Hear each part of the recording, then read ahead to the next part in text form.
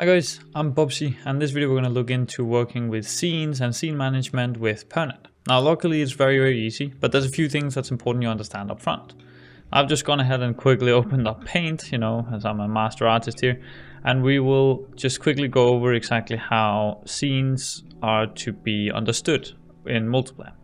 Because networked scenes in general have to be handled by the server, so it's very important that the logic is handled and understood properly. Now for the most part, you guys will just be using public scenes, and these are really what will work pretty out of the box, and you don't really have to think a whole lot about how you use them. So let's say that we've started up scene 1, everybody's connected and all is good as you normally would in your normal setup, right? This is essentially just the starting scene, for example, which we have here. You just press start, you connect, and boom, now player 1 is in this scene. Now let's say that we wanted to load into scene 2, right?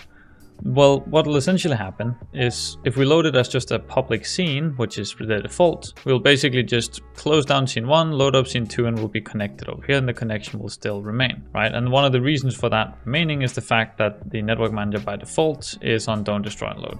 If we, for example, load it additively, well, in which case, if it's still public, everybody will just be added over to scene 2, and we'll just have connections in both scenes. Cool, that works all fine and dandy. Now, if we load it privately, or essentially not public, because public is a bool, essentially we load up scene 2 and there'll really be no one in here. Of course, if we're a host, well then the host connection will be in there, because they kind of have to be, because they have to be present in the scene in order to know what's going on in the scene. But let's just take it as a page of a server. It'll load up the scene and there'll be no one in there. And now we can essentially handpick and say, well, we want player 2 to be over here in the scene, and we want player 4 to be over here in the scene, and we can move the scene connections like that as well. And I'm going to essentially show you how you can sort of control all of this on your own. So first things first, I guess let's just set up a little object in here. I'll just call it the scene manager. You can call it whatever you want. This is really going to be your script, not one of ours. And if we just go into scripts, and I'm just going to make our little scene management script here. Scene management, like that. And we can open up that script. I also quickly want to add it to the test scene here. So let's add it on there. Boom, perfect. And let's go into the scene management script. All right, first things first is we want it to be, of course, a network behavior script, because we can interact on the network with that. You don't technically have to do that, but we do need some way of deciphering anyway if we're acting on the server or not. Now let's go ahead and just have a button click. Actually, we can just have a context menu, so that's easy now. So let's make a private void change scene. And if you're not familiar with context menus, it's as easy as just making square bracket and writing context menu. This is a Unity feature, and it's essentially just so we can right click on the component, and then we can very easily call change scene. So it's an easy way to test code. So you can see if I just right click here, you can see the change scene is now an option down here as well. Cool. Now let's just quickly set up which scene we want to change to. So this is really just an example setup. Now I've already set up an attribute with PurrNet that's called PurrScene, so which makes it really easy. So we can just make it a public string, and this can be the scene we want to change to, or scene to change, something like that. We can call whatever. Right, and let's have this essentially now this scene is as a string, and you can always easily get the scene from a string. Okay, cool. Well, let's look into first of all what's available to us. So if we go into the network manager, and we can grab the scene module, and then we can call change. Oh, whoops. We can call the load scene async, which will likely be the one that you use. And of course, always be aware of what's available to you in here. You can see there's a bunch of useful information really in here, and you can also already see all the active scenes and so on. But yeah, let's just get started with this. So let's do load scene async. And you can also see there's some callbacks here, but yeah, load scene async. And essentially what it'll need in order to load the scene, which you can see if I just open this up again, you can see we can feed the seed name, we can feed the seed index and so on for the scene that we want to load, right? So we can just put the scene to change straight in here, and we can just end that off. And it's that easy, right? So now let me try and start it up, and let me try and show you exactly how easy this is. Now let's set up a different scene as well. Let me essentially save the scene. Let me copy the test scene, and we can just call this second scene, whatever. And of course, when you do want to switch scenes, make sure that your build profiles have the scenes up here that you want. So we can essentially drag and drop the second scene in here as well. I can remove that test scene too.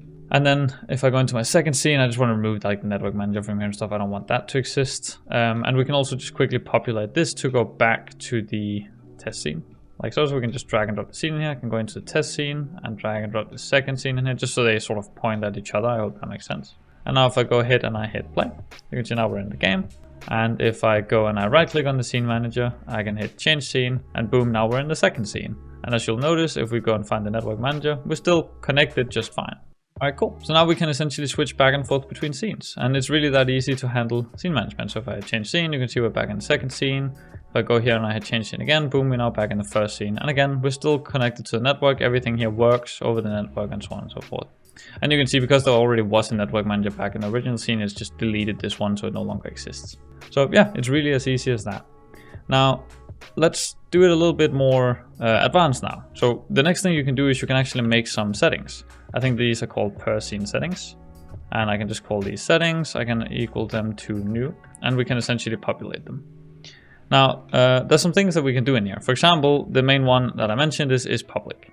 We can essentially choose whether this is a public scene or not. By default, this will be true, which is why it just immediately throws us into the other scene. But this could also be false, which is why you can control the connections, and we'll get to that in a little bit. The next one is the load scene mode, which is just called mode. And this is where we can give it a load scene mode, which is one of Unity's default. Here, the default is of course single, similar to what it is in Unity, but we can also make that additive, and you can see you can also choose the local physics mode. So let's now, for example, try and load with these settings. So I guess in this case, we've only really changed the mode here. But now if we load with these settings, now it should load the scene additively instead. So if I start up, I go into the scene manager and I hit change scene, and boom, now you can see we've opened the second scene. Obviously it's angry at us because we have two cameras and so on, but now it loaded the scene additively, and this will work networked as well. So you can see here when my second player has now connected, you can see as soon as he connects, it also opened the two scenes because his connection is now immediately in both scenes. Now another really useful thing that I've added to PurrNet is if you go into the network manager, you can see that we have this status window here, where you can essentially see how many players are connected, what your state is, and you can also see on the individual players, and also you can see which scenes do they exist in. So you can see in this case I only have one scene loaded, so they only exist in this one scene as well as the don't destroy and load scene. And you can then see if I go to the scene manager, I do the change scene, so we add it additively. And you can now see if we go in here, you can now see now they exist in three scenes, the don't destroy and load, the test scene, and the second scene, which should give you an easy way to get an overview of how exactly your players acting on the network. You can also see how many objects they have ownership of, and I might expand this in the future, but you get the idea. It's hopefully a useful little status window for you. Let's go back into code, and now let's try and play around with the private stuff. So let's make it public to be false. Okay, so you can see if I start up now, go into the scene manager. Oh, let me have the other connection join as well. Go into the scene manager, hit change scene. Now you can see he is immediately in two scenes, but you can see how our other client is still only in one and can still only act around in one scene.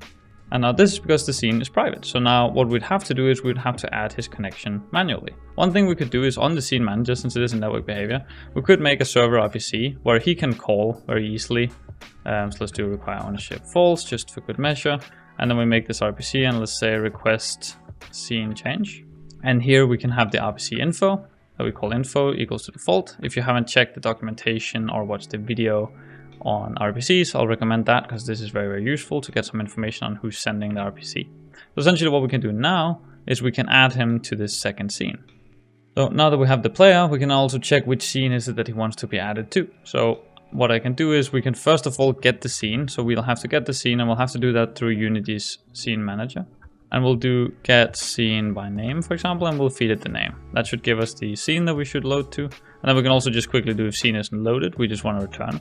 And then last we can go to the network manager, and we can go to what is now the scene player module. It's called scene player module. And here we can add a player to a scene. You can see here you can essentially control players individually based on scenes, which is where we can add them or remove them. We can check who's in a scene and so on and so forth, right? So I can say add player to scene. And then now we can add whoever requested it. So we can do info.sender. And then we could do the scene here. Of course, and we need the scene ID. Sorry, this is my mistake. So the scene ID is something that is sort of unique to, that's a PurrNet thing. Essentially, it's because you can load multiple of the same scene. So we need to know which one does you want to get into.